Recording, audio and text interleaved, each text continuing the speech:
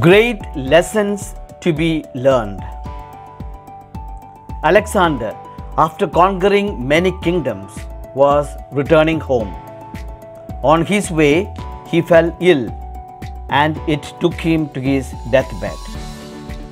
With death staring him in his face, Alexander realized how his conquests, his great army, his sharp sword, and all his wealth were of no consequence. He now longed to reach home to see his mother's face and bid her his last adieu. But he had to accept the fact that his singing health would not permit him to reach his distant homeland. So the mighty conqueror lay prostrate and pale, helplessly waiting to breathe his last.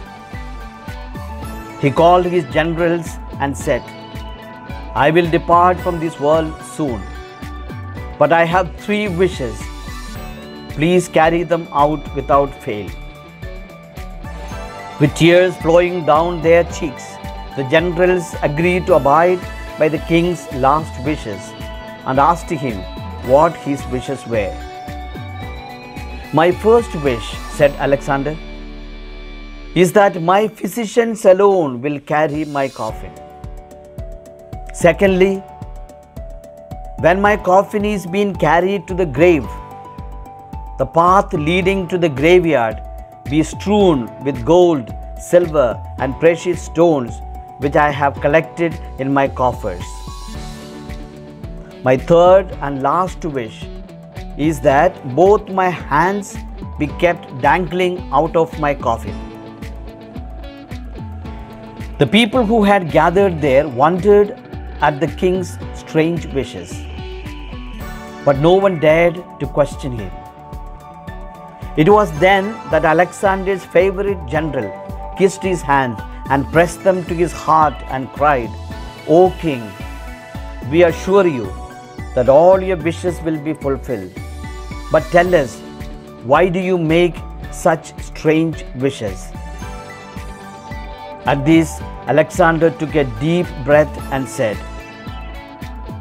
"I want the world to know 3 lessons I have just learned on my deathbed.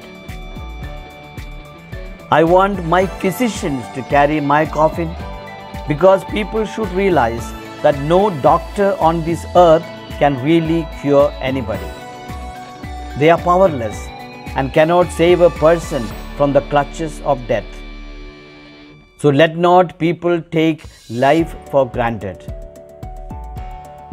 My second wish of scattering gold, silver, and other riches on the path to the graveyard is to tell people that not even a fraction of gold will come with me. I spent all my life greed for power, earning riches, but cannot take anything with me. Let people realize that it is a sheer waste of time to chase wealth.